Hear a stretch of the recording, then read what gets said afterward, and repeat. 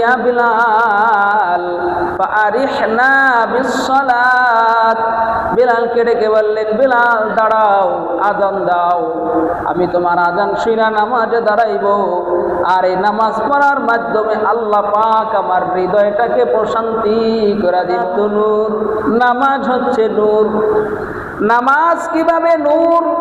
আল্লাহ পাক সূরা হাদীদের 12 নম্বর আয়াতে বলেন, ইয়াউমা তারাল মুমিনিনা ওয়াল মুমিনাত ইয়াসআ নূরুহুম বাইনা আইদিহিম ওয়া বিআইমানিহিম।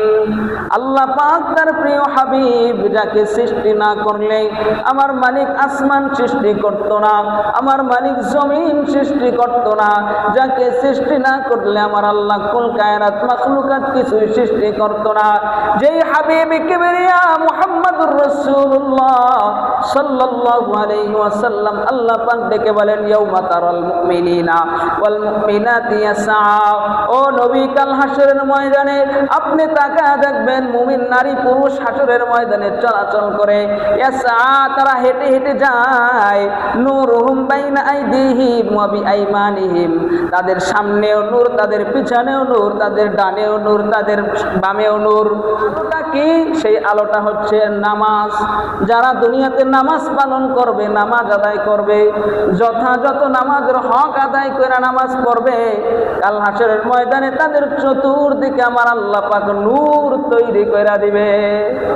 হাফাজ আলাইহা কানাত লাহু নূরান, যেই ব্যক্তি নামাজ হেফাজত করে, নামাজ আবার কেমনে হেফাজত করে বলে, নামাজ সংরক্ষণ করে। ওয়াক্ত হয়ে গেলে দুনিয়ার কাজ তারা আটকে রাখতে পারে না। ব্যবসা করে, নামাজি বলে এখন ব্যবসায় করবো না, আমার আযান হয়ে গেছে, আমার আল্লাহর ডাক চলে আসছে, আমার এখন মসজিদে যাইতে হবে। ঘুমায় গেছে, মুয়াজ্জিনের আওয়াজ শুনেছে, আসসালাতু খায়রুম মিনান নাওম, আর নামাজি ঘুমায় থাকে না, দৌড়ে মসজিদে চলে আসে। সার্টিফিকেট আল্লাহ পাক তার জন্য তৈরি করে দেয়। কাল হাসরের ময়দানে ওই দলিল আল্লাহর কাছে সুপারিশ করে, আল্লাহ আমি হইলাম নামাজ, তোমার বান্দা দুনিয়ায় আমাকে হেফাজত করেছে, সংরক্ষণ করেছে। ও আরশ আজিমের মালিক, তুমি তোমার বান্দাকে জাহান্নামে দিও না। নাউযু বিল্লাহি মিন শুরুরি আনফুসিনা ওয়া মিন সাইয়্যাতি আমালিনা। من يهده الله فلا مضل له ومن يضلل فلا هادي له ونشهد أن لا إله إلا الله وحده لا شريك له ونشهد أن سيدنا وسندنا وحبيبنا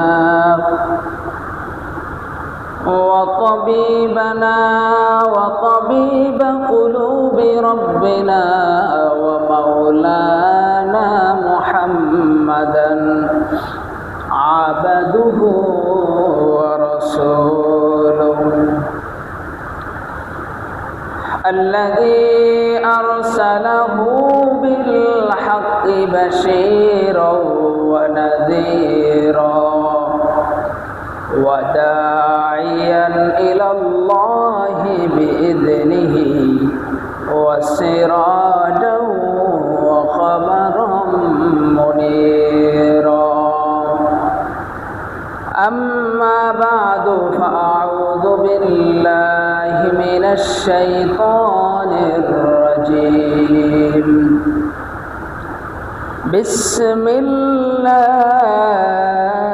الرحمن الرحيم. إن الصلاة تنهى عن الفحشاء والمنكر. وقال تعالى في شان حبيبه إن الله وملائكته يصلون على النبي يا أيها الذين آمنوا صلوا عليه وسلموا تسليما. اللهم صل صل على محمد وعلى آل محمد كما صليت على إبراهيم وعلى آل إبراهيم إنك حميد مجيد اللهم بارك على محمد وعلى آل محمد كما باركت على إبراهيم وعلى آل إبراهيم إنك حميد مجيد صدق الله العلي العظيم وصدق رسوله النبي الكريم ونحن على ذلك من الشاهدين والشاكرين والحمد لله رب العالمين আলহামদুলিল্লাহ আল্লাহ জাল্লা শানুহুর দরবারে পাকে অসংখ্য অগণিত শুকরিয়া জ্ঞাপন করছি যে রব্বুল ইজ্জত আল জালাল আমাদেরকে পবিত্র জুমার দিনে সলাতুল জুমা আদায় করার জন্য আল্লাহ পাক তার পবিত্র ঘরে নিয়ে এসেছেন। এজন্য সকলে শুকরিয়া আদায় করি আলহামদুলিল্লাহ। আল্লাহ জাল্লা শানুহুর বড় দয়া, এজন্যই আল্লাহ পাক আমাদের দ্বারা ইবাদত করার সুযোগ করে দিয়েছেন। আল্লাহ চাইলে কিন্তু পারতেন আপনাকে আমাকে অসুস্থ বানায়া হসপিটালের বেডে শোয়া রাখতে।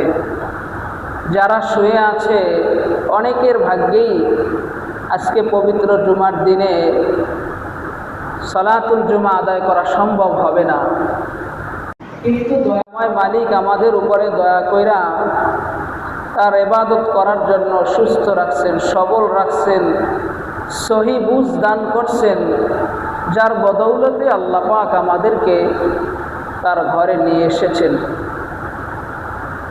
আল্লাহ পাক বলেন, তোমরা তো মনে করেছো যে আমি আল্লাহ তোমাদেরকে অনর্থক বানাইছি, বাস্তবতা এরকম নয়। আল্লাহ কোরআনে বলেন, আফাহাসিবতুম আন্নামা খালাকনাকুম আবাসা ওয়া আন্নাকুম ইলাইনা লা তুরজাউন। আল্লাহ পাক প্রশ্ন করেন, আফাহাসিবতুম, তোমরা কি মনে করো, আন্নামা খালাকনাকুম আবাসা, আমি আল্লাহ তোমাদেরকে অনর্থক বানাইছি, এই ধারণা কি তোমরা করো? আর এটাও কি চিন্তা করো, অনর্থক বানায়া দুনিয়ায় পাঠাইছি প্রাকৃতিক উপায়ে, প্রাকৃতিক মাধ্যমে আবার মৃত্যুবরণ করবা, মাটির সাথে মিশা যাইবে, এরকম কি তোমাদের চিন্তা চেতনা? আল্লাহ বলে, না, আমি আল্লাহ তোমাদেরকে এমনি এমনি বানাই নাই, এরকম চিন্তা করার তোমাদের সুযোগ নাই। আমি ওমা খালাকতুল জিন্না ওয়াল ইনসা ইল্লা লিয়াবুদুন, জিন জাতি এবং মানুষ জাতিকে অসংখ্য অগণিত মখলুকাতের মধ্য থেকে আমি আল্লাহ আমার গোলামি করার জন্য চয়ন করছি, নির্ধারণ করছি, নির্বাচন করছি। দুনিয়ার জিন্দেগিতে তোমাকে গোলামি করতেই হবে। আল্লাহ বলে, তুমি যদি আমি রবের গোলামি না করো তো তুমি বাস্তবতার নিরিখে চিন্তা করে দেখবা তুমি কারো না কারো গোলাম। চাকরি করতেছো, তোমার মালিকের তুমি গোলাম। তুমি রাজনীতি করতেছো, তোমার বসের তুমি গোলাম। তোমার উপরের পর্যায়ে যে আছে তাকে তোমার স্যার বলতে হয়, তার কথা তোমার মানতে হয়। দুনিয়ার যেই সেক্টরেই তুমি থাকো না কেন, তুমি কারো না কারো গোলাম। এই সব গোলামের চাইতে শ্রেষ্ঠ গোলামি হচ্ছে আমি মালিকের গোলামি। আর আমি মালিকের গোলামি যদি তুমি করতে পারো, আমি মালিক এমন মহান, যেই মালিক খুশি হইয়া তোমাকে এমন পুরস্কার দিব, তোমার দুনিয়ার জিন্দেগিও সফল কাম হয়ে যাবে, আখিরাতের জিন্দেগিও সফল কাম হয়ে যাবে। আর এই সফলতার একটা অন্যতম মাধ্যম, অন্যতম উপায়, ইবাদতের একটা অন্যতম মাধ্যম, অন্যতম উপায়, গুরুত্বপূর্ণ ইবাদত হচ্ছে নামাজ। বহুদিন যাবৎ চিন্তা করছি নামাজ নিয়ে, সালাত নিয়ে একটু আলোচনা করব, সময় হয় না। আবার তো আগামী জুমায় রবিউল আউয়াল শুরু হয়ে যাবে, সিরাত নিয়ে আলোচনা করতে হবে। তো বাহারহাল আজকে আমরা নামাজের 10টা উপকারিতা নিয়ে আলোচনা করব ইনশাআল্লাহ। 1 নম্বরে নামাজের উপকারিতা হচ্ছে রাহাতুল লিল কলব। কোনো ব্যক্তি যদি নামাজ আদায় করে তার হৃদয়ে প্রশান্তি অনুভব হয়। বিভিন্ন সময় আমরা বিভিন্ন জায়গায় অ্যাডভার্টাইজ দেখি, অ্যাড দেখি, যদি এই কোর্স করেন, এই কাজ করেন, আমাদের খানকায় আমাদের জায়গায় আসেন, তাহলে আপনি এই লাভ পাবেন। দুনিয়ার এই আশাগুলো কখনো কখনো দেখা যায় সেখানে গিয়ে ভুল প্রমাণিত হয়, বাস্তবতার সাথে কথার সাথে মিল থাকে না। কিন্তু নামাজের 1 নম্বর উপকার হচ্ছে কেউ যদি নামাজ পড়ে তার দিল অন্তর প্রশান্তি লাভ করবে। রাসূলুল্লাহ সাল্লাল্লাহু আলাইহি ওয়াসাল্লামের হাদিস, আবু দাউদ শরীফের 4986 নম্বর হাদিস। রাসূলের সাহাবী নাম তার আব্দুল্লাহ ইবনে মুহাম্মদ ইবনে আল হানাফি, তিনি বলেন, ইনতালাকতু আনা ওয়া আবি ইলা সিহরিল লানা মিনাল আনসারি নাউদুহু। আল্লাহর নবীর সাহাবী ইবনে হানাফিয়া তিনি বলেন, আমি এবং আমার পিতা, আমার শ্বশুর আনসারী সাহাবী, আমি তাকে দেখতে গেলাম। ইবনে হানাফি বলেন, আমি এবং আমার শ্বশুর, আমি এবং আমার পিতা আমার শ্বশুরকে দেখতে গেলাম। শ্বশুর হচ্ছে আনসারী সাহাবী। যখন শ্বশুরের কাছে গিয়ে উপস্থিত হলাম, ফাহাদারাতিস সালাহ, তখন নামাজের সময় হয়ে যায়। ফাকালা লিবাদিন আহলিহি, আমার শ্বশুর পরিবারের মধ্য থেকে একজনকে ডাক দিলেন। ইবনে হানাফি বলেন, আমি এবং আমার বাবা আমার আনসারী শ্বশুরকে দেখার জন্য তার কাছে গেলাম। যাওয়ার পরে দেখতে পেলাম শ্বশুর অত্যন্ত অসুস্থ অবস্থায়। যখন গিয়েছি ফাহাদারাতিস সালাহ, অমন সময় নামাজের ওক্ত হয়ে গেছে। আমার অসুস্থ শ্বশুর ফাকালা লিবাদিন আহলি, পরিবারের একজনকে ডাক দিল। ডাক দিয়া বলেন, ইতুনি বিউদুইন উসাল্লি ফাআস্তারিহা, তুমি আমার জন্য একটু পানি নিয়ে আসো, একটু অজুর পানি নিয়ে আসো। কেন অজুর পানি আনবো? ফাআস্তারিহা, এই অজুর পানি দিয়ে আমি অজু করার পরে নামাজ আদায় করব। আর এই নামাজ আদায় করলে আমার হৃদয়ে প্রশান্তি অনুভব হবে। এই কথা তিনি যখন বললেন, ইবনে হানাফি তিনি বলেন, আমি এবং আমার বাবা ফাআনকারনা যালিকা আলাইহি, আমার শ্বশুর এই কথাটাকে অস্বীকার করলাম। নামাজ পড়বে, এতে আবার অন্তর প্রশান্তি হবে কেমনে? তিনি বলেন, আমি আমার শ্বশুরের এই বক্তব্যটাকে অস্বীকার করলাম, মেনে নিলাম না। তখন আমার শ্বশুর বললেন, সামিআতু রাসূলুল্লাহি সাল্লাল্লাহু আলাইহি ওয়াসাল্লাম ইয়াকুল, আনসারী সাহাবী বলেন, আমি রাসূলুল্লাহ সাল্লাল্লাহু আলাইহি ওয়াসাল্লামকে বলতে শুনেছি। তিনি হযরতে বিলালকে ডেকে বললেন, ইয়া বিলাল ফাআরিহনা বিস-সালাত, বিলালকে ডেকে বললেন, বিলাল দাঁড়াও, আযান দাও, আমি তোমার আযান শুনে নামাজে দাঁড়াইব। আর এই নামাজ পড়ার মাধ্যমে আল্লাহ পাক আমার হৃদয়টাকে প্রশান্তি করে দিব। এই কথাটা রাসূলুল্লাহ সাল্লাল্লাহু আলাইহি ওয়াসাল্লাম। রাসূল বলে, আমি বিলাল তুমি আযান দাও, আর আমি তোমার আযান শুনে নামাজ পড়ব। আর এই নামাজ পড়ার মাধ্যমে আমার আল্লাহ তাআলা আমার হৃদয়টাকে প্রশান্তি লাভ করাইয়া দিবে। কখনো যদি পেরেশানিতে থাকেন, এত চিন্তা মাথা ভার হয়ে গেছে, একটু ওযু করে নামাজ পড়ে দেখেন, ট্রাই করে দেখেন আসলে কি রাসূলের কথা সত্য নাকি। রাসূলের কথা সংশয় তো নেই, রাসূলের কথার মধ্যে সন্দেহেরও তো কোনো অবকাশ নেই। ট্রাই করে দেখেন, অবশ্যই আমার আল্লাহ পাক আপনার এই নামাজের মাধ্যমে আপনার হৃদয়কে প্রশান্তি দিয়ে দেবে। আবু দাউদ শরীফের 1319 নম্বর হাদিস।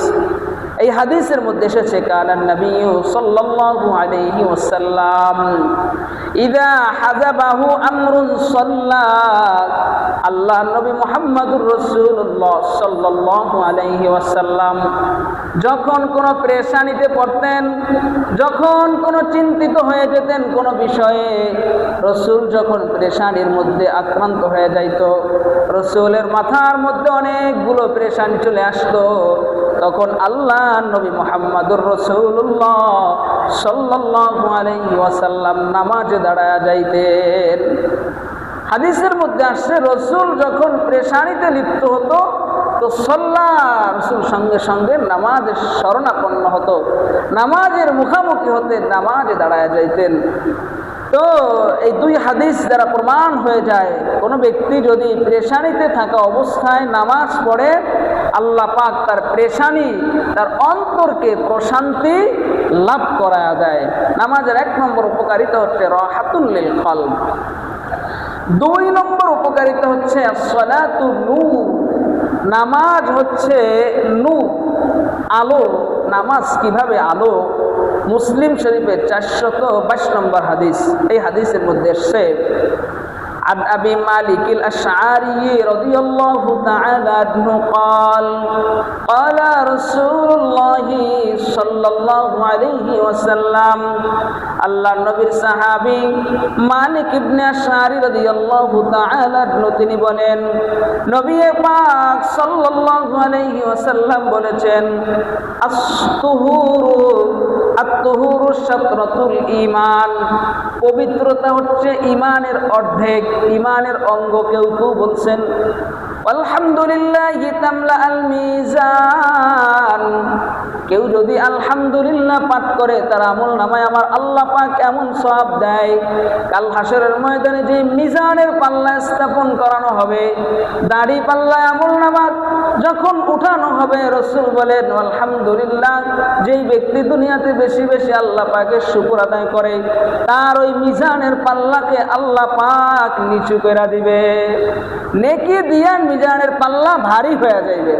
এরপর রাসূল বলেন সুবহানাল্লাহি ওয়ালহামদুলিল্লাহ তামলাআন মা বাইনাস সামাওয়াতি ওয়াল আরদি, আল্লাহ নবী বলেন আলহামদুলিল্লাহ সুবহানাল্লাহ, এই দুইটা তাসবিহ এত দামি, আসমান এবং জমিনের মধ্যে যত খালি জায়গা আছে আমার আল্লাহ পাক এই 2 তাসবিহ পড়ার কারণে আসমান এবং জমিনের মধ্যে যত খালি জায়গা আছে সব জায়গা তাসবিহ পাঠকারীর জন্য নেকি দ্বারা পরিপূর্ণ করে দেয়।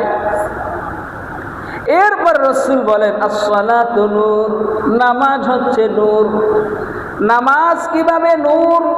আল্লাহ পাক সূরা হাদীদের 12 নম্বর আয়াতে বলেন ইয়াউমা তারাল মুমিনিনা ওয়াল মুমিনাত ইয়াসআ নূরুহুম বাইনা আইদিহিম ওয়া বিআইমানিহিম, আল্লাহ পাক তার প্রিয় হাবিব যাকে সৃষ্টি না করলে আমার মালিক আসমান সৃষ্টি করত না, আমার মালিক জমিন সৃষ্টি করত না, যাকে সৃষ্টি না করলে আমার আল্লাহ কুল কায়নাত মাখলুকাত কিছুই সৃষ্টি করত না, যেই হাবিব কিবরিয়া মুহাম্মদুর রাসূলুল্লাহ সাল্লাল্লাহু আলাইহি ওয়াসাল্লাম আল্লাহ পাক ডেকে বলেন ইয়াউমা তারাল মুমিনিনা ওয়াল মুমিনাতি ইয়াসআ, ও নবী কাল হাসরের ময়দানে আপনি তাকায়া দেখবেন মুমিন নারী পুরুষ হাসরের ময়দানে চলাচল করে, ইয়াসআ তারা হেঁটে হেঁটে যায়, নূরুহুম বাইনা আইদিহিম ওয়া বিআইমানিহিম, তাদের সামনেও নূর, তাদের পিছনেও নূর, তাদের ডানেও নূর, তাদের বামেও নূর।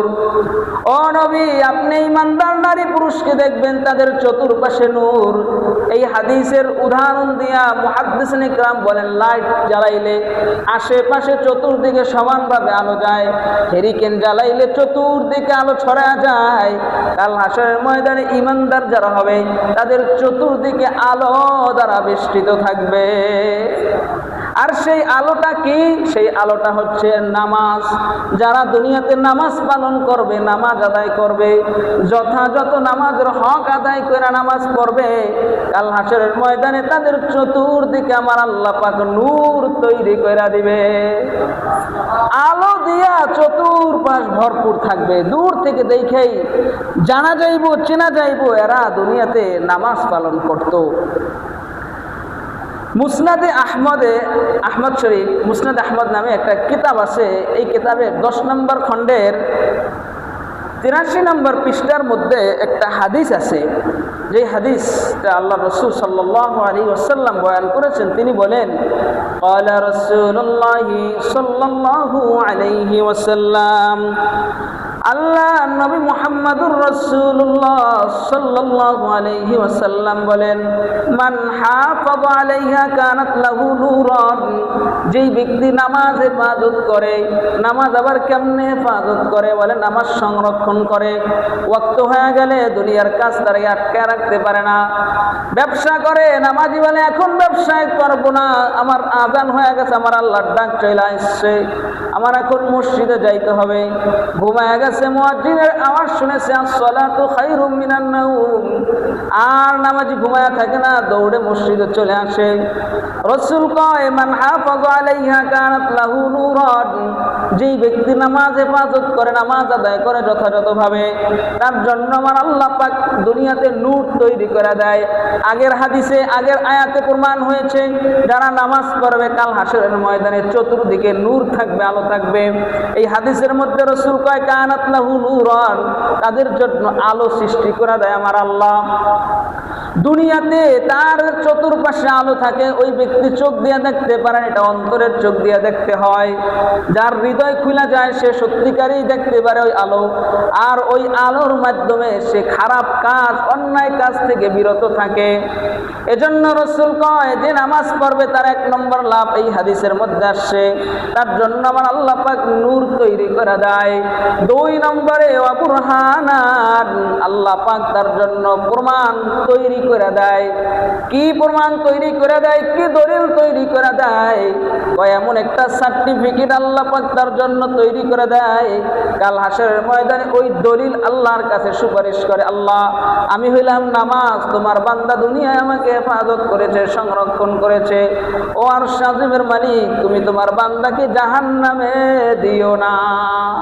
নামাজ হাসরের ময়দানে আল্লাহর কাছে কি বলে, আল্লাহ আমি নামাজ আজকে বুরহান, দলিল, আল্লাহ তোমার বান্দা আমাকে হেফাজত করছে, তুমি তোমার বান্দাকে জাহান্নামে দিও না। 3 নম্বরে ওয়া নাজাতুন ইয়াউমাল কিয়ামা, নামাজ মুক্তি। কেমন মুক্তি? কিয়ামতের ময়দানে বান্দাকে আল্লাহর কাছ থেকে মুক্তি করায়া জান্নাতে পৌঁছায়া দিবে। নামাজ যদি আপনি আমি যথা নিয়মে পড়ি, খুশুর সাথে আদায় করি, হক আদায় করে পড়ি, তাহলে এই নামাজ দুনিয়াতেও নূর, আখিরাতেও নূর, দুনিয়াতেও দলিল, আখিরাতেও দলিল, দুনিয়াতেও মুক্তির উপায়, আখিরাতেও মুক্তির উপায়। তাহলে নামাজ পড়লে 2 নম্বর উপকার গেল, নামাজ হচ্ছে নূর। 3 নম্বর উপকারিতা, সহিহুল জামে নামে একটা কিতাব আছে, হাদিসের কিতাব। এই কিতাবের 2573 নম্বর হাদিস। এই হাদিসের মধ্যে এসেছে, আল্লাহ নবী মুহাম্মদুর রাসূলুল্লাহ সাল্লাল্লাহু আলাইহি ওয়াসাল্লাম বলেন, আউয়ালু মা ইউহাসাবু বিহিল আবদু ইয়াউমাল কিয়ামাতিস সালাহ, কাল হাসরের ময়দানে আমার আল্লাহ পাক সর্বপ্রথম নামাজের হিসাব নিবে। সর্বপ্রথম কিসের হিসাব নিবে আল্লাহ? নামাজের হিসাব নেবে। এবার রাসূল কয়, ফাইন সালাহা সালাহা লাহু সাইরু আমালিহি, কোন ব্যক্তির যদি নামাজ ঠিক হয়ে যায়, নামাজ যদি শুদ্ধ হয়ে যায়, তাহলে তার সব আমল শুদ্ধ হয়ে যাবে। নামাজ যদি শুদ্ধ হয়, অন্য সব আমল অটোমেটিক শুদ্ধ হয়ে যাবে। এবার রাসূল কয়, ওয়াইন ফাসাদাত ফাসাদা সাইরু আমালিহি, আর কারো যদি নামাজের মধ্যে ত্রুটি থাকে, তাহলে তার অন্য আমলের মধ্যেও ত্রুটি হয়ে যাবে। এজন্য এই হাদিসের ব্যাখ্যায় মুহাদ্দিসিন ইকরাম বলেন, দুনিয়ার জিন্দেগিতে কেউ যদি নামাজ সঠিকভাবে পড়ে, কারো যদি নামাজ শুদ্ধ হয়ে যায়, এরপরে অন্য আমলের মধ্যে যদি সামান্য পরিমাণে ত্রুটি থাকে, কোনো বিচ্যুতি হয়ে যায়, ত্রুটি হয়ে যায়, কাল হাসরের ময়দানে আল্লাহ পাক ওই নামাজের বদৌলতে অন্য আমলের ত্রুটিগুলা পূরণ করে দিবে। অন্য আমলে যদি একটু কমতিও থাকে আর আপনার নামাজ যদি যথাযথ থাকে, তাহলে ওই কমতিটা আল্লাহ পাক এই নামাজ দ্বারা পরিপূর্ণ করে দিবে। তাহলে নামাজ পড়লে 3 নম্বর উপকারিতা গেল যে অন্য অন্য আমলে যদি ঘাটতিও থাকে, কেউ যদি নামাজ যথাযথ পড়ে তাহলে তার অন্য অন্য আমলের যে ঘাটতিটা সেইটা আল্লাহ পাক নামাজের মাধ্যমে পরিপূর্ণ করে দেবে। 3 নম্বরে কেউ যদি 4 নম্বরে নামাজ পড়ে তাহলে কিয়ামতের ময়দানে আল্লাহ পাক নিজের দায়িত্বে তাকে জান্নাতে প্রবেশ করাবেন। আদখালাহুল্লাহুল জান্নাতা ফি জিম্মাতিহি, ওই ব্যক্তিকে জান্নাতে প্রবেশ করানো এইটা আল্লাহ পাকের জিম্মাদারি হয়ে যায়। একটু চিন্তা করেন তো, কাল হাসরের ময়দানে জান্নাত দিবেই আল্লাহ, ওই আল্লাহর যদি জিম্মাদারি হয়ে যায় যে তার বান্দাকে জান্নাতে প্রবেশ করানোর, তাহলে এই প্রবেশ করার মধ্যে বিন্দু পরিমাণও সংশয় থাকে না, এটা পরিপূর্ণ নিশ্চিত হয়ে যায়। আল্লাহ রসুল সাল্লাল্লাহু আলাইহি ওয়াসাল্লাম বলেন, আবু দাউদ শরীফের 1420 নম্বর হাদিস, عن عبادة بن الصامت رضي الله تعالى عنه قال قال رسول الله صلى الله عليه وسلم, হযরতে উবাদা ইবনে সামিত রাদিয়াল্লাহু তাআলা আনহু তিনি বলেন, সামি'তু রাসূলুল্লাহি সাল্লাল্লাহু আলাইহি ওয়াসাল্লাম ইয়াকুল, আমি আল্লাহর নবী মুহাম্মদুর রাসূলুল্লাহ সাল্লাল্লাহু আলাইহি ওয়াসাল্লামকে বলতে শুনেছি, খামসু সালাওয়াতিন কাতাবাহুন্নাল্লাহু আলাল ইবাদ। উবাদা ইবনে সামিত কয়, রাসূলকে আমি এই কথা বলতে শুনেছি, আমার আল্লাহ তাআলা 5 ওয়াক্ত নামাজ তার বান্দার উপরে ফরজ করে দিছে। এরপরে রাসূল কয়, ফামান জাআ বিহিন্না লাম ইউযায়্যা মিনহুন্না শাইআ, যে ব্যক্তি এই 5 ওয়াক্ত নামাজ আদায় করে, কোনো ওয়াক্ত নামাজ নষ্ট করে না, ইস্তিগফাফান বিহাক্কিহিন্না, এবং নামাজকে অবজ্ঞাও করে না। নামাজ আবার কেমনে অবজ্ঞা করা হয়? নামাজ অবজ্ঞা করা হয় এইভাবে, আপনি নামাজের সময় হয়ে গেছে, আপনার বিবি বলতেছে স্বামী নামাজ পড়তে যাও, মসজিদে যাও, নামাজ পড়ো, আপনি বলতেছেন এত কথা বইলো না, এত ঝাড়ি দিয়ে আপনি বললেন ফাও আলাপ এত কইরো না। ইমাম সাহেব ডাকছে, ভাই আসেন নামাজে আসেন, হুজুর এত বয়ান দিয়েন না, বয়ান বহুত জীবনে শুনছি। এটা কি হলো? নামাজকে অবজ্ঞা করা। ফজরের সময় আযান কানে চলে গেছে, ঘুম ভেঙে গেছে, বিরক্তি হয়ে গেছেন, আরে আল্লাহ এবার ফজরকেও নির্ধারণ করলো কেন? বাকি 4 রক্ত ছিল, ভালোই ছিল, একটু ঘুমাবো, এর ঘুমের মধ্যেও বিরক্তি, এই ঘুমটা আমার ভেঙে গেছে। এগুলো হলো নামাজের মধ্যে নামাজকে অবজ্ঞা করা। আযান শুনলে আপনার মধ্যে বিরক্তি ভাব চলে আসে, আরে এখন তো নামাজ যাইতে হবে, এরকম ভাব আসে না, বরং বিরক্তি হয়ে যান। কেউ নামাজের কথা বললেও বিরক্তি হয়ে যান, তাহলে এটা নামাজকে অবজ্ঞা করা হবে। রাসূল কয়, যারা নামাজকে অবজ্ঞা করে তাদের জন্য মহা শাস্তি রয়েছে, আর যারা নামাজকে হেফাজত করে তাদের জন্য পুরস্কার কি? রাসূল কয়, কানা লাহু ইনদাল্লাহি আহদুন আইয়ুদখিলাহুল জান্নাহ, যেই ব্যক্তি নামাজকে হেফাজত করে, নামাজকে অবজ্ঞা করে না, বরং নামাজের ওয়াক্ত চলে আসলে নামাজ পড়ার জন্য অন্তরটা ব্যাকুল হয়ে যায়, কখন মসজিদে যাব, এমন হৃদয়, এমন অন্তর, এমন মন মানসিকতা যার হয়, যে ব্যক্তি নামাজকে হেফাজত করে, নামাজ আদায় করে, আল্লাহ পাক তার জন্য একটা অঙ্গীকার করছেন, একটা ওয়াদা করছেন। কি সেই ওয়াদা? আইয়ুদখিলাহুল জান্নাহ, আল্লাহ পাক তাকে নিজ জিম্মায় জান্নাতে প্রবেশ করা দিবে। নামাজ যদি যথাযথ পড়া হয় তাহলে 4 নম্বর উপকারিতা হচ্ছে, ওই ব্যক্তিকে আল্লাহ পাক নিজ জিম্মায় জান্নাতে প্রবেশ করা দিবে। নামাজ যদি কেউ পড়ে তাহলে তার দুশ্চিন্তা এবং পেরেশানি দূর হয়ে যায়। as-salatu tazulul humum, নামাজ পড়লে তার পেরেশানি দূর হয়ে যায়। সূরা মাআরিজের 19 থেকে 23 নম্বর আয়াতে কারিমার মধ্যে আল্লাহ পাক সে কথা তুলে ধরেছেন। আল্লাহ বলেন, ইন্নাল ইনসানা খুলিকা হালুআ, আল্লাহ পাক বলেন আমি মানুষকে সৃষ্টি করেছি হালুয়া, অস্থিরতা দিয়ে। মানুষের স্বভাবের মধ্যেই অস্থিরতা নামে একটা বৈশিষ্ট্য আছে, সে সদা সর্বদা অস্থির থাকে, পরেশানিতে থাকে। তা আল্লাহ নিজেই বলে আমি এরকম একটা সিফাত, এরকম একটা গুণ দিয়া আমি মানুষ সৃষ্টি করেছি। এরপরে আল্লাহ বলেন ইদা মাসাউ শাররু জাজুআ, আল্লাহ বলে ইদা মাসাউ শাররু জাজুআ, আর নামাজি ব্যক্তি, যে ব্যক্তি ইদা মাসাউ শাররু জাজুআ, আর যখন তাকে অকল্যাণ স্পর্শ করে জাজুআ, তখন সে উৎকণ্ঠা হয়ে যায়। যখন তাকে স্পর্শ করে অকল্যাণ, অকল্যাণ যখন তাকে স্পর্শ করে তখন সে উৎকণ্ঠা হয়ে যায়। এরপরে আল্লাহ বলেন ইদা মাসাহুল খাইরু মানুআ, আর যখন তাকে কল্যাণ স্পর্শ করে তখন সে কৃপণ হয়ে যায়। এই কথাগুলোর অর্থ কি? আল্লাহ বলেন আমি মানুষ সৃষ্টি করেছি, মানুষের মধ্যে একটা প্রবণতা দিয়েছি, সেই প্রবণতা হচ্ছে অস্থিরতার প্রবণতা দিয়েছি। তার চরিত্রের মধ্যে, স্বভাবের মধ্যে আমি অস্থিরতা দিয়েই সৃষ্টি করেছি। 2 নম্বরে বললেন যখন তাকে কোনো অকল্যাণ স্পর্শ করে তখন সে উৎকণ্ঠা হয়ে যায়। আর 3 নম্বরে আল্লাহ বললেন যখন তাকে কোনো কল্যাণ স্পর্শ করে তখন সে কৃপণ হয়ে যায়।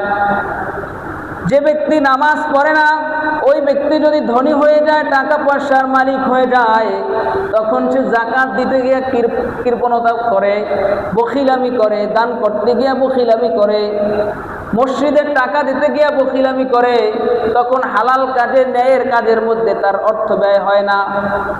এর রাসূল কয়, আল্লাহ পাক কয় যে ব্যক্তি ইল্লাল মুসাল্লিন, তবে মুসল্লি যারা নামাজ আদায় করে তারা এর ব্যতিক্রম।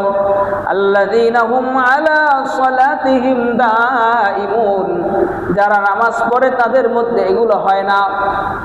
আল্লাহ বলেন আমি আল্লাহ পাকে মানুষ সৃষ্টি করেছি, তার মধ্যে অস্থিরতা দিয়ে সৃষ্টি করেছি, কিন্তু যে ব্যক্তি নামাজি হয়ে যায় তার অস্থিরতা নামাজের মাধ্যমে দূর হয়ে যায়।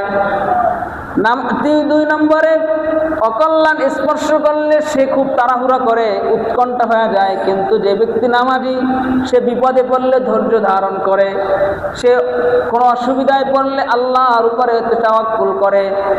যে ব্যক্তি নামাজি ধনী হয়ে গেলে, টাকা পয়সার মালিক হয়ে গেলে কৃপণতা করে না, বরং দান করে, আল্লাহর রাস্তায় খরচ করে।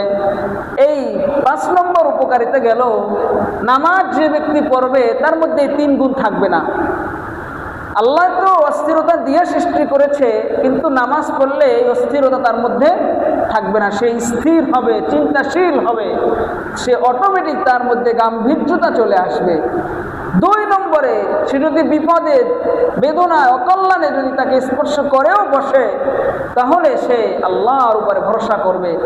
3 নম্বরে যদি তাকে আল্লাহ পাক ধনী বানায়, তাহলে সে সেই টাকা আল্লাহর রাস্তায় খরচ করবে। এটা হচ্ছে নামাজের বৈশিষ্ট্য। 6 নম্বরে যে ব্যক্তি নামাজ পড়ে আল্লাহ পাক তাকে অশ্লীলতা থেকে বিরত রাখে। আল্লাহ বলেন ইন্নাস সালাতা তানহা আনিল ফাহশাই ওয়াল মুনকার, নামাজ অশ্লীলতা থেকে বিরত রাখে। এই কথা শুনলে একটা প্রশ্ন জাগে, হুজুর নামাজও করি আবার গুনাহও করি, অথবা আমার ছেলে তো দেখি নামাজ পড়ে আবার তো সে অন্যায় করে, তাহলে আল্লাহ পাক যে বললেন নামাজ অশ্লীলতা থেকে বিরত থাকে, এটা কিভাবে? দৈনিক কয়েকটা নামাজ পড়ি আমরা, 5 ওয়াক্ত নামাজ। মিনিমাম এই 5 ওয়াক্ত নামাজ পড়তে মিনিমাম 1.5 ঘন্টা সময় লাগে। তাহলে 1.5 ঘন্টা সময় যদি লাগে, দৈনিক যদি কেউ 5 ওয়াক্ত নামাজ পড়ে তাহলে তার 9 ঘন্টা সময় ব্যয় হয়। এরকম বিষয়টা এরকম না। সপ্তাহে যদি সে 5 ওয়াক্ত নামাজ পড়ে তাহলে তার সপ্তাহে 9 ঘন্টা সময় ব্যয় হয়। এই 9 ঘন্টার হিসেব বাদ দিলাম, দৈনিক যদি কেউ 5 ওয়াক্ত পড়ে তাহলে 1.5 ঘন্টা সময় ব্যয় হয়। এই 1.5 ঘন্টা সময় সে কোনো অন্যায় করে? কোনো অন্যায় করে না। কোনো গুনাহ করতে পারে? করে না। তাহলে আল্লাহ পাক যে বললে নামাজ অন্যায় থেকে বিরত রাখে, কেউ যদি নামাজ পড়ে তাহলে অবশ্যই নামাজ তাকে অশ্লীলতা থেকে দূরে রাখে। এই যে একটা প্রমাণ যে 1.5 ঘন্টার মধ্যে আমাদের দ্বারা কোনো গুনাহ হয় না, কোনো অন্যায় হয় না।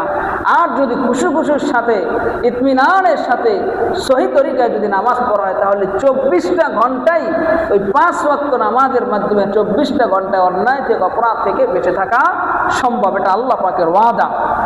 নামাজ পড়লে 7 নম্বর যে উপকারিতা সেটা হচ্ছে আল্লাহ পাক বান্দা অথবা বান্দি যে নামাজ পড়বে তার মর্যাদা আল্লাহ বাড়ায় দেয়।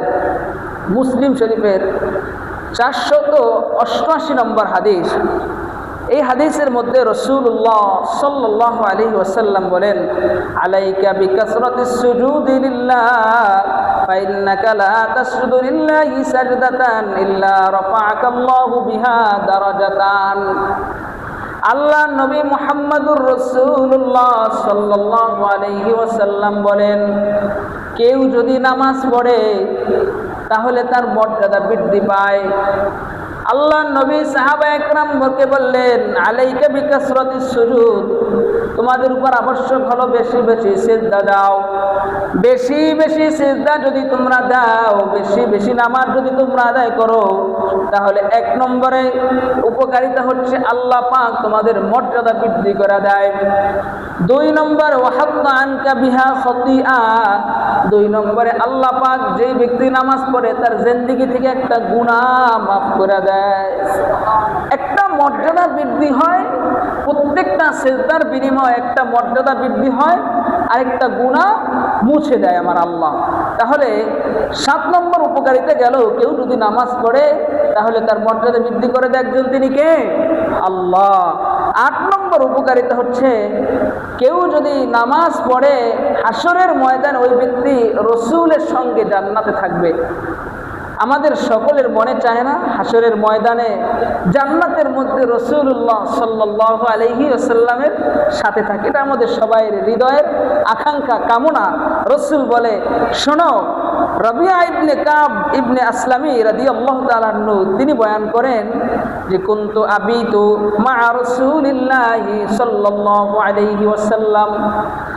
রাবিয়া ইবনে কাব ইবনে আল আসলামী তিনি বলেন, আমি রাসূলুল্লাহর সঙ্গে রাত্রি যাপন করতাম, রাসূলের সঙ্গে আমি ঘুমাতাম।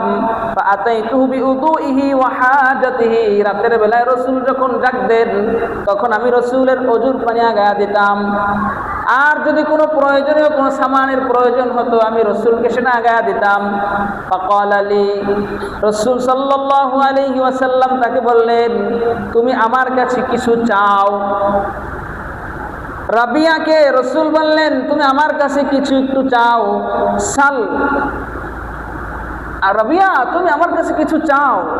তিনি বললেন, আসআলুকা মুরাফাকাতাকা ফিল জান্নাহ, ইয়া রাসূলুল্লাহ, ইয়া হাবিবাল্লাহ, আমি আপনার সঙ্গে জান্নাতে থাকতে চাই।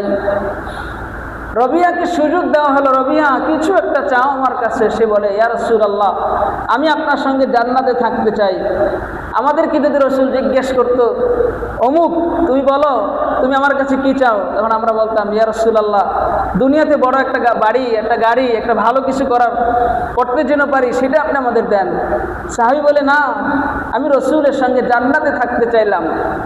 তো রাসূল সাল্লাল্লাহু আলাইহি ওয়াসাল্লাম বললেন, আও গায়রা যালিক, রাবিয়া তুমি অন্য কিছু চাও, এটা বাদে। তখন তিনি বললেন, ফাকুলতু হুয়া যালিক ইয়া রাসূলুল্লাহ, আমি এইটাই চাই। তখন রাসূল তাকে বললেন, তুমি যদি জান্নাতে আমার সাথে থাকতে চাও তাহলে আমি রাসূল তোমার আমল শিক্ষা দিই। কি সেই আমল? ফাআইন্নি আলা নাফসিকা বিকাসরাতিস সুজুদ, তুমি নিজের উপর আবশ্যক করে নাও, তুমি বেশি বেশি আল্লাহকে সিজদা করো। আর তুমি যদি আল্লাহকে বেশি বেশি সিজদা করো, কাল হাসরের ময়দানে জান্নাতের মধ্যে আমি রাসূলের সঙ্গে তুমি জান্নাতে থাকতে পারবা। এই জন্য জান্নাতে যদি রাসূলুল্লাহর সঙ্গে আমাদের থাকতে মনে চায় তাহলে নামাজকে পরিপূর্ণভাবে আঁকড়ে ধরেন। 9 নম্বর উপকারিতা, যেই ব্যক্তি নামাজ পড়ে তার জন্য আল্লাহ পাক সকাল এবং সন্ধ্যা 2 বেলায় মেহমানদারির ব্যবস্থা করেন জান্নাতে। কোনো ব্যক্তি যদি ফজরের নামাজ পড়ে যায় তাহলে আল্লাহ পাক তার জন্য একবার জান্নাতে মেহমানদারির ব্যবস্থা করেন। আবার যখন জহুর পড়ে তার জন্য আল্লাহ পাক জান্নাতে মেহমানদারির ব্যবস্থা করেন। দৈনিক যতবার সে নামাজ পড়ে আমার আল্লাহ ততবার জান্নাতে তার জন্য স্পেশাল মেহমানদারির ব্যবস্থা করেন। এজন্য কত খেতে পারবেন কল্পনা করেন, অত বেশি খাওয়া কি সম্ভব না, কিন্তু আল্লাহ পাক আপনাকে জান্নাতে মেহমানদারির ব্যবস্থা করে দেন যদি আপনি আমি নামাজ পড়ি। সর্বশেষ যেটা নামাজ পড়ার উপকারিতা সেটা হচ্ছে আল মালাইকাতু ইয়াদউনা লিল মুসাল্লি, বুখারী শরীফের 2119 নম্বর হাদিস। এই হাদিসের মধ্যে আসে কেউ যদি নামাজ পড়ে ফেরেশতারা তার জন্য দোয়া করে। এক নম্বরে দোয়া করে আল মালাইকাতু তুসাল্লি আলাল মুসাল্লি, ফেরেশতারা মুসল্লির জন্য নামাজ আদায়কারীর জন্য দোয়া করে। কি দোয়া? আলাই, আল্লাহর কাছে আল্লাহ তোমার এই বান্দা নামাজ পড়তে আসছে, তুমি তার উপর রহম করো, তুমি তার উপরে দয়া করো। আল্লাহুম্মা রহমহু, আল্লাহ তার উপরে তো মেহেরবানি করো। আপনি যতক্ষণ পর্যন্ত মসজিদে বসে আছেন নামাজের জন্য ততক্ষণ পর্যন্ত অনবরত আপনার জন্য ফেরেশতারা দোয়া করে। আর আমাদের বৈশিষ্ট্য হচ্ছে যখন টাইম হয়ে যায় সবাই এক বাক্যে পিছনে থাকে, ইমাম সাহেব কোথায়, 1 মিনিট 2 মিনিট দেরি হলো কিনা সেটা লক্ষ্য করেন। ওই 2 মিনিট যদি আপনি বসতে পারেন আপনার জন্য 2 মিনিটই ফেরেশতারা দোয়া করতে পারলো, 2 মিনিট দোয়া আপনি বেশি পাইলেন। একথা বলছি না যে আমার ভুল হইলে সেটাকে আবার এই হাদিস দিয়ে প্রমাণ এরকম না। বাকি নামাজ মসজিদের জন্য দিলকে প্রস্তুত করা। আপনি যত বেশি মসজিদে সময় দিবেন, যত বেশি আপনি নামাজের সময় দিবেন, তত বেশি আপনি এই বেনিফিটগুলো উপকারিতাগুলো অর্জন করতে পারবেন। তো বাহারহাল আল্লাহ পাক আমাদের সকলকে নামাজ আদায় করার তৌফিক দান করুন। ভাই, এই নামাজ আপনার জন্য দুনিয়াতেও নূর আখিরাতেও নূর। এই নামাজে আপনাকে কাল হাসরের ময়দানে মুক্তি দিবে, আপনাকে মুক্তির পথে আপনাকে পরিচালনা করবে। এজন্য দুনিয়াতে যখন যেখানে যে অবস্থায় যত ব্যস্ততার মধ্যে আমরা থাকি না কেন আমরা চেষ্টা করব 5 ওয়াক্ত সালাত জামাতের সাথে আদায় করা। আল্লাহ পাক আমাদের সকলকে 5 ওয়াক্ত নামাজি হিসেবে কবুল আর মঞ্জুর করুন। আমিন। ওয়া আখির দাওয়ানা আলহামদুলিল্লাহি রাব্বিল আলামিন।